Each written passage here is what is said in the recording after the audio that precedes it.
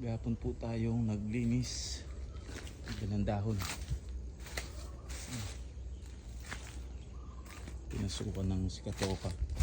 Tutuyo yung mga dahon, kailangan na may spray na naman to. Tanggal muna tayo, tapos spray para gumanda. No? Pagka panahon ng January, naglalabasan yung mga uod. Lang tayo ng insecticide at saka foliar para gumanda yung dahon. Mamatay din yung mga uod, maliit na uod.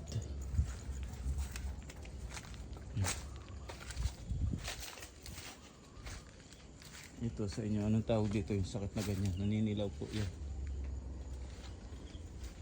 Naninilaw.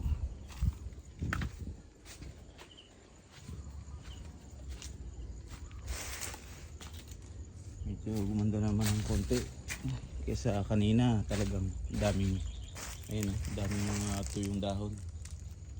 Pag di mo tinanggal kasi yan, maghahawa-hawa sila. Nadadry yung dahon. Dapat alaga yung mga saging na natin kasi napabayaan to. Kailangan natin survive. Pag nakaligtaan ko to, ayan, ganyan po yun, natutuyo. Nakaligtaan ko, tinanggal to. Bukas na lang, ang gagabi na. Mga subon, mga tiraniuwan. Medyo okay naman. Bawi na yan. Bawi natin.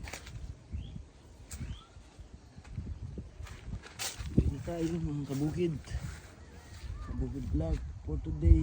Ayan, daming kamatis, maisa, ayan, bundok ng Arayat.